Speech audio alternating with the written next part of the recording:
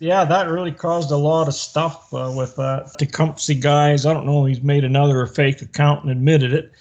The other thing is that is a rover. I mean, we have looked and looked and looked, and I compared it to another photo. It's twin photo.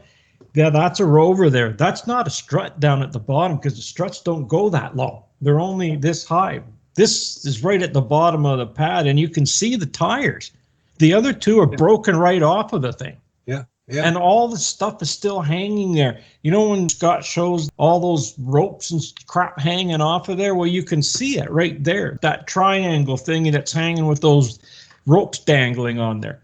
And these guys are still saying it's a strut. Well, there's no strut down there. No, there isn't. The struts are broken right off. Yeah, they're broken clean off.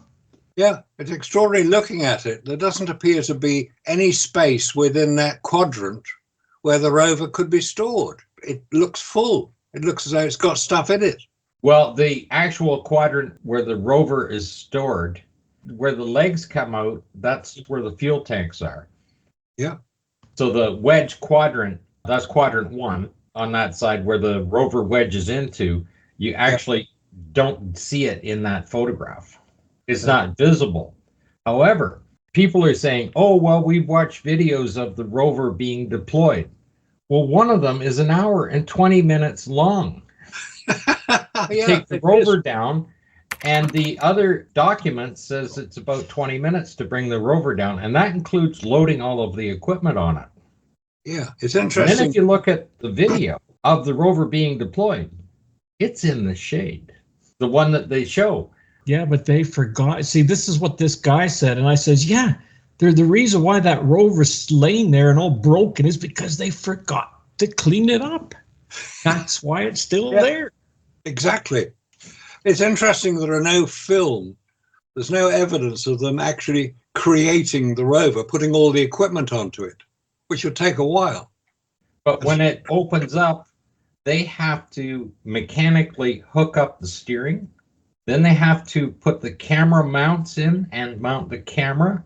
Then the antenna mount and mount the camera, and make all of those little wire connections on there with those gloves on. Then they have to go to the back and they have to mount the equipment rack in behind the thing and add all of that equipment to the thing. Now, people are also saying, oh, there was no damage to the rover. Well, I sent Robert a link on showing all of the equipment damage for Apollo 15. And Stone at the BIS did the entire documentation on Apollo 15, showing all of the official damage that was created. Like, he's very good at the details of the official documentation of the rover when he did that presentation. And he showed that the seats were damaged, the fenders were damaged, that only one battery was operating. So they only had power to 2 wheels, not 4, and that the steering was damaged. And then, of course, in his documentation, when he did his presentation, he said they parked it in the shade overnight and magically it was repaired. Well, how can it magically be repaired when that rover, this particular rover on Apollo 15, it has 2 broken wheels on it. It has all the mounts laying down on the bottom of the ground. And top of that, it has all the straps that are still dangling there. And I don't know how many times we've shown that. It's broken. It is broken. There's 3 photos of that, plus this one here. So they forgot to pick that rover up because there's tracks all over the place. And by the way, some of those tracks don't match either. They're really wonky. So how many rovers are there out there? I don't know. There's quite a lot of them. They were parked up on Cinder Lake, weren't they? Yeah. To do it. That one particular photograph, because the American flag is deployed, so that photograph is taken after the end of the second EVA. That when it was deployed there. But like I said, when you look at the one they put up, I don't know how many times they probably filmed it when they were practicing unloading it, but the rover's in the shade. And of course it can't be, it has to be in the sunlight. The only shade it could be in is the shadow from the lander itself. Right. And the shadow of the lander is always on every one of the missions is over the ladder. Yeah, because they had to see where they were going, so they came in with the sun behind them. Well, I guess that makes sense. But the other thing is with this fella here, he's saying That is the strut. And I've been on there trying to reason with him, saying that it's not the strut. I says, if you want to go with the strut, I'll go halfway with you and meet you halfway, and I'll say that's the strut that broke off of the other side, that's all dangling down, and that's laying across there. And the Rover's still on the other side because you can see it with the broken tires and everything else there. You can see the round rims. You could see the round rims. You could see the little pegs that go up when it folds to hold it in place. You could see it all. It's all there. It was a political event, Apollo. It wasn't anything to do with science. It wasn't anything to do with exploration, because it never went anywhere. They just stayed here. That's the problem, because what's going to happen is now that they try to do things the right way, if they follow the plan of Apollo, they're going to get somebody killed. Yes. Because they were never there. No, they were never there. They'd never been to the moon, so they didn't know the conditions. There's a report in the current issue of Spaceflight, got that this morning. Was it Starship in Space? It was all about Musk and what he's doing. But they're also looking at some of the new research, and they're saying they've been using the Glenn Research Center. Now, that's the vacuum chamber. I would imagine. They're saying they're using vibration testing, they're using heat testing, but they don't mention vacuum very much. But obviously the vacuum was what the Glenn Research Center was built for, but nobody's used it. Now they're beginning to find out that vacuum has a major impact. We found a document on the windows alone. I have the other original windows for the LEM, with them showing that the triangular windows only had one seal on them and the other was a micrometer thing on the outside. This is a completely different document. Oh, by the way, talking of that, have you seen the latest one from Phase 52012? Takes aim at each of us individually. It was sent to me by somebody who said, what do you think of this? And I said, not a lot. Standard reply. It was posted about 2 or 3 days ago. He's got 2 more up already. He put one up yesterday, he put one up today, and he put one up. He's been going every day. It's called A Log Entry, Critique of Apollo, featuring Marcus Allen, Scott Henderson, and Robert Williams. He sure doesn't like us very much at all. Doesn't like us at all. And he went after Stray Dog, too. He made a video especially for Stray Dog. He's got a lot of time on his hands, hasn't he? Except he won't use his face. I mean, we use our face. Look, here it is. And the names on the channel, we use our real names, we use our real faces. But these guys don't. What's so difficult about using your real name, guys? Come on. Can't be that difficult. Put it up there. Let's hear what you've got to say, but do it for real. Otherwise, you're just considered to be part of the clowns in America. Well, there's the first part about a hoax. That teacher, he's talking to his grade 6 students on how to source out what's real and what's fake. And he said the first thing you have to do is stop and find the source of the material that's being accessed. And he's talking about, in particular, the moon hoax. Well, if he looks at our material, our source is NASA. We use NASA documents. We use dispute between their documents, how they've updated them to cover up all of the errors that they've made. And then we have professionals to analyze the photographs, the documents, and we have PhD guys that can sit out there and tell us all about vacuum. The reasoning he gives why not to look at our material, he needs to use his own reasoning so that he can look at our material, because it's going to direct it directly to us. I mean, that's what you've always done, isn't it, Scott? You've always used NASA's own material. You've drawn conclusions from it. The basic material comes from NASA, from their website. Well, the conclusions are self-evident. Well, yeah, obviously. That's what's called logical thinking. Well, yeah, and when NASA has to keep updating and updating and updating to cover all of the errors that they've made. Well, what it is the window itself that they have designed, between the 2 layers, it has multiple layers of seals. And then between the glass, there are sensors, pressure sensors. So when the glass is being squished in and out between the 2 layers, it will sound an alarm before it breaks. Now, that particular window is only seen in this documentation. It's never in any of the photographs. But when you go back and look at the 1962 3 and 4 versions of the Houston vacuum chambers, the one where the window was actually blowing out when they were putting it in the chamber, the hull actually cracked. So then they put two-way valves in it, pressure relief valves. If the pressure differential was too great, when they're pulling the vacuum down, it would let pressure out of the machine. And when they were putting atmosphere back into the chamber before they released it, the two-way valves would allow the air to go back into the vehicle as it's being pressurized to stop the differential. Well, these windows have little sensors in them. As the windows move in and out, it has a little sensor in there to show the pressure. And it actually showed the pressure side of the glass. Well, if it's only 5 psi, like everybody said, why would they need to do that if the differential is only 5 psi? But apparently the vacuum that they were working with actually has more pressure. Yeah, it would. Because a glass window would be able to handle that 5 psi. Yeah, quite easily. But when they have to put sensors on it, when they actually have damage to it when they're pulling the vacuum down, that the windows actually blow out, that it cracks the hull. And that's in that earliest documentation of them. And we've shown that many times before. If the windows are in a vacuum, as exists on the lunar surface, it's not going to be forced inwards, it's going to be forced outwards. That's right. Because there's pressure in the gap between the glass, which is going to expand the glass considerably if they don't release it. But if they release the pressure within the windows, between the glass, what's the point of having it there in the first place? It's not doing anything. The pressure sensor is the glass between the two layers is squeezing in and out with the different pressure, like from the inside out. And when the pressure gets that great that the inside glass is being deformed that much, it pushes a little sensor and puts an alarm out for them not to pull it down any farther. But you do not see that in the final version of any of the windows.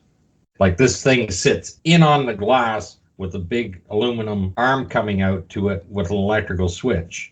You don't see that in any of the mock-up models that they've made, that they've photographed.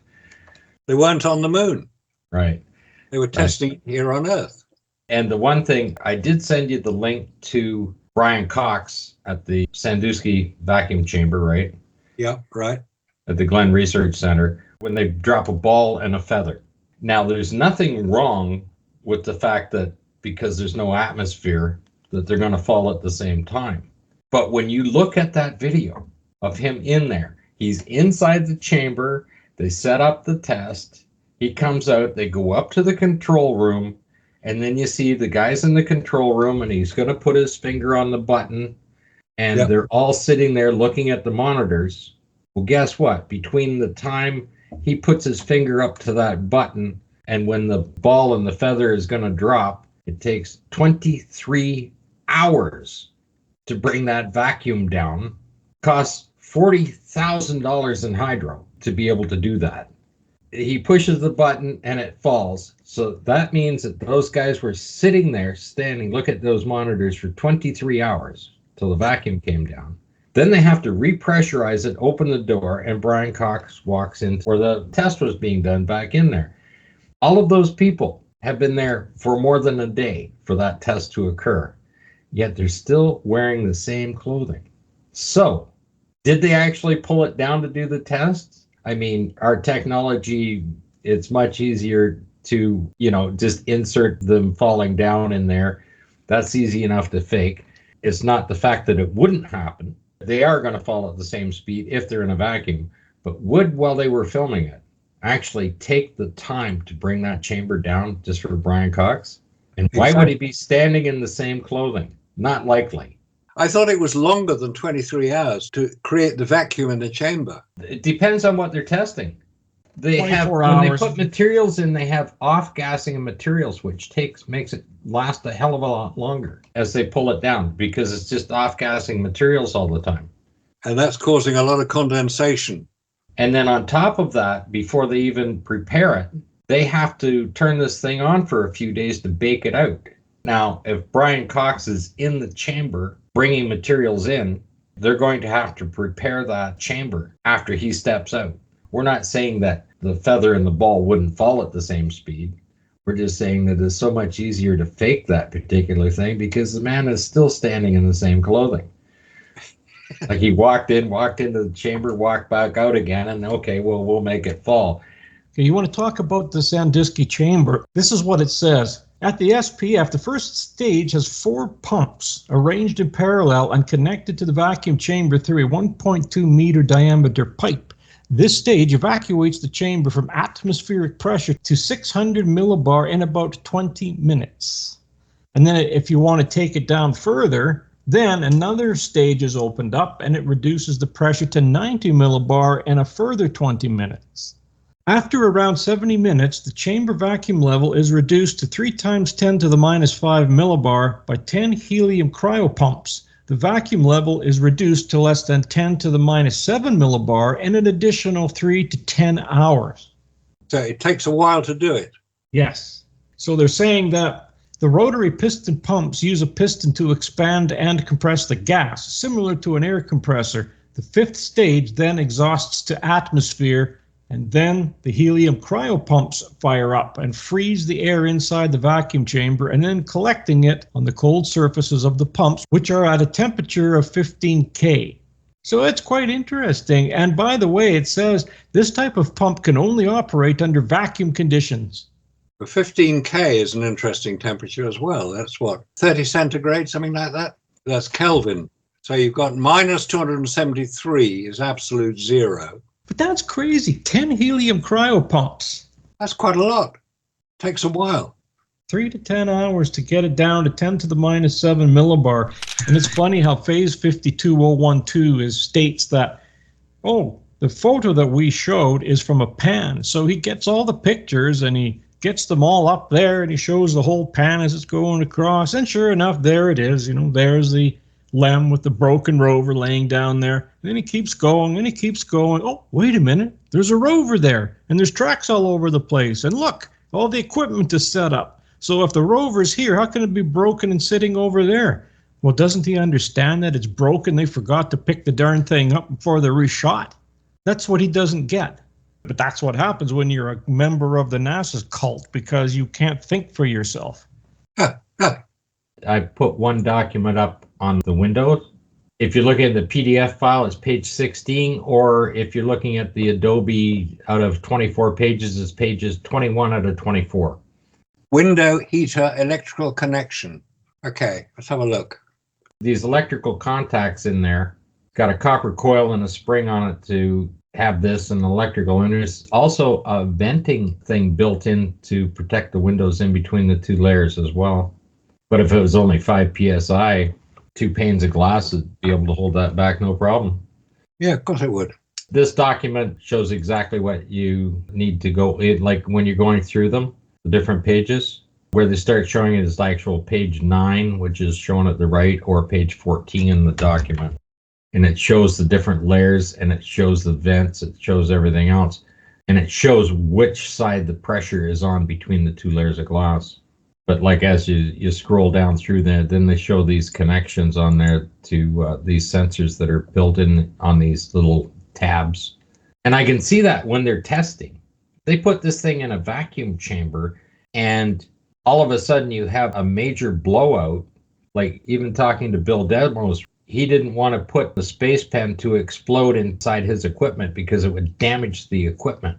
If you're pulling a vacuum down with those machines, when you get down to that level, if you suddenly have an input of air into that vacuum chamber, you're going to do a lot of damage to that equipment, especially if you had something the size of a LEM, right? And all of a sudden it's exhausting the atmosphere into the chamber when those turbo pumps are trying to pull it down, take the fins right off of it.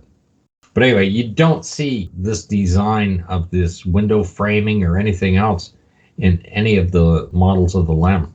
And it even shows that it had heater connectors.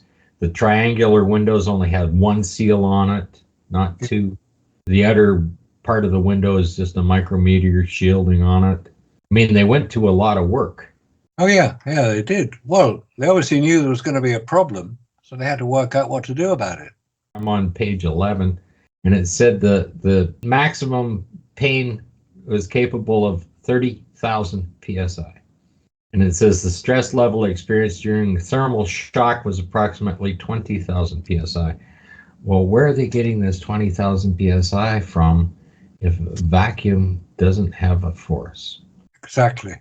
But the vacuum has a force with respect to the atmosphere. Yes, one is within the other and then times the surface area, right? This document's July 1973. Yeah. So this is all after the Apollo landing. All after. Yep. And they were trying to design these seals and the window glass to withstand that much on there. And that's why they had those sensors in there. If that glass starts to bend too far, it's going to put an alarm off. And they would need to have that inside of a vacuum chamber because they could have quite the explosion. It's a hell of a lot of force. You got to transfer that amount of force into the surface area of the chamber itself. And that's why Sandusky little chambers, the walls are 10 feet thick. People just don't understand that. It's only holding back one atmosphere. 14.7 psi is all that chamber's holding back. And the walls have to be 10 feet thick. Well, why don't they just put an Apollo era spacesuit in there and we would be done with all of this because it would explode and we could all go home? They should be practicing daily in there. If there's only a difference of 14.7 psi, they put an airlock on the Sandusky chamber and all the astronauts can go in there and practice every day. 25, 30 of them in there. And that way they don't have to pull it down all the time. They don't have to open up that big door. That's only for the big equipment. Just put an airlock in and then people go in and the vacuum chamber is down at that level all the time. But this is what gets me too. Think about it. We looked at all of the wires, cables that are coming out of the side of that wall. So the side of the wall has a panel. It has a hole in it where all the cables for the power are coming through to light all those lights that they have sitting in there. So that means that all those cables would have to be sealed off. The cable themselves with the wires inside of them have to be sealed off. All of that has to be sealed off. And you're telling me that, and all of that has to be good to 10 to the minus 6.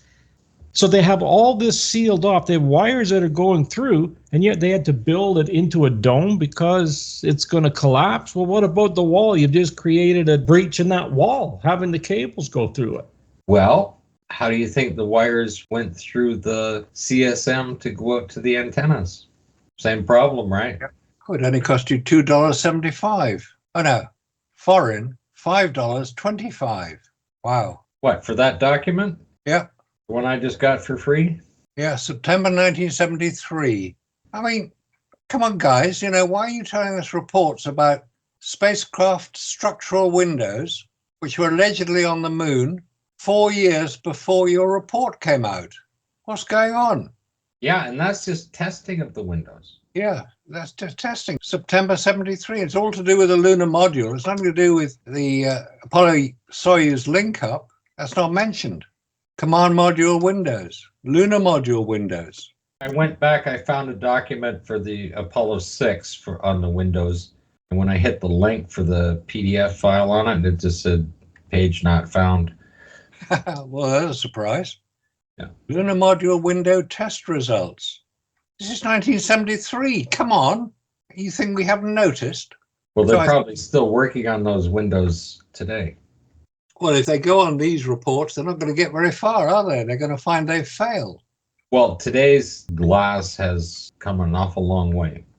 Oh, yeah, the glass. We've got bulletproof glass. We've got very superior, the laminations that they're able to put into glass is just something else. However, you can see through it, the gradiation's going to come. Yeah, of course it is. They're going to have to do what they do with microwave ovens and just put that coating in there to make sure it doesn't reflect and come out the door. Pretty crazy when you start looking at some of the documentation. I mean, they seriously, when they were designing those windows, they seriously were attempting to create something that would work. I am sure they were. Yeah. But when you look at the photographs of the windows that are installed in that mock-up, those things are nowhere near what these windows are. Look at the number of layers on there to seal those windows off, just to seal them off in those diagrams, right? That's not in any of those windows. Never mind the fact that the paint is peeling off on the one window and the water is running down on the inside of it. I mean, you leave something out in the rain and it leaks. You got to put a plastic rain guard on it, and then that gets damaged, and then the window's got water running down it. And then, of course, you see that on all those diagrams, they have a venting system so that the pressure is never exceeded on the window, right? And that would be done for testing inside a chamber. Well, this is interesting on the LEM window here, because how thin is the framing around that window? On any of the photographs, Yeah. there are 2 layers there. There's probably a half an inch between the windows.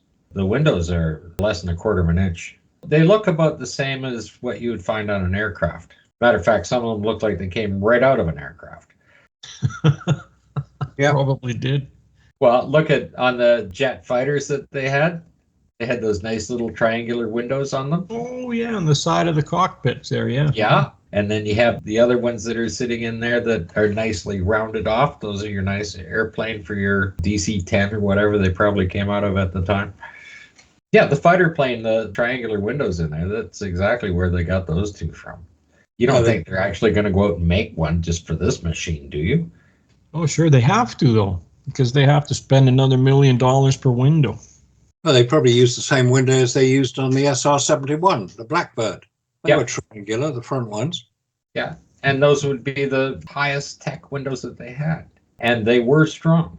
Nothing windows on an aircraft that they aren't strong windows. But by today's standard, we're way beyond that.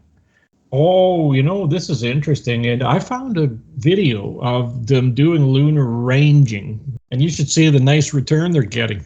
Oh, the light that shines when you can't see it?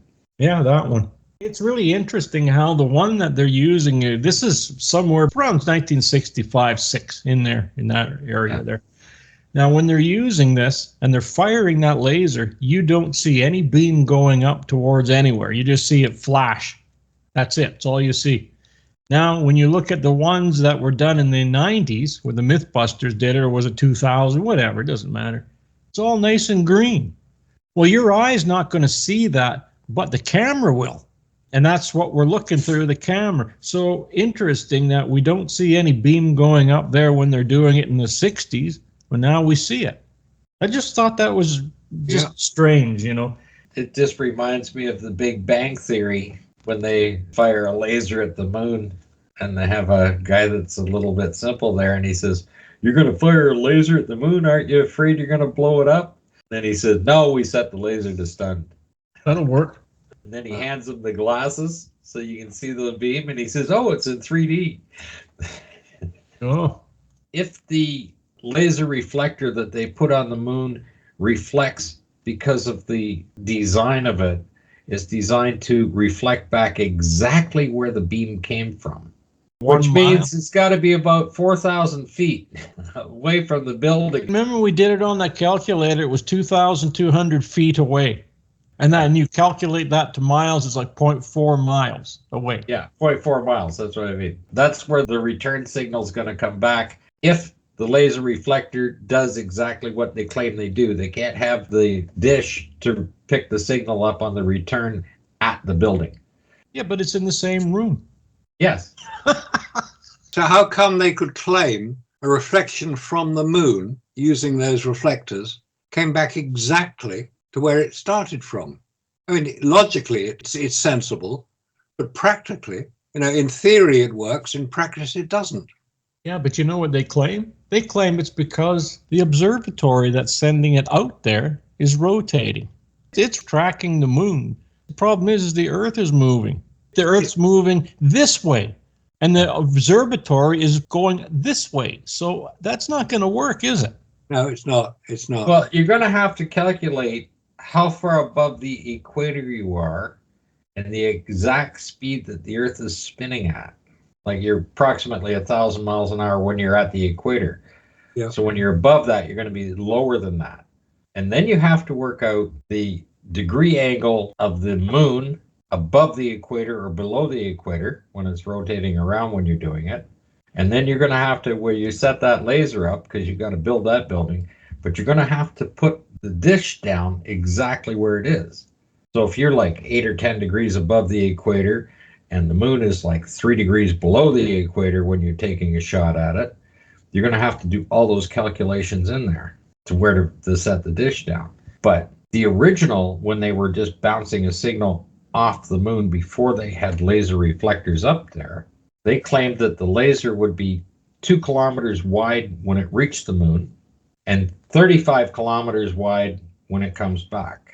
But if this laser reflector is accurate and keeps the beam in track, then it's a very concentrated beam when it's coming back. That's what they claim. Well, that's the difference between theory and practice again. In theory it works, in practice the theory doesn't. Well, other than the fact that the laser reflector is going to just be covered in dust.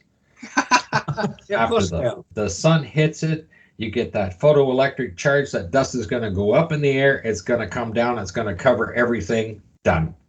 Done.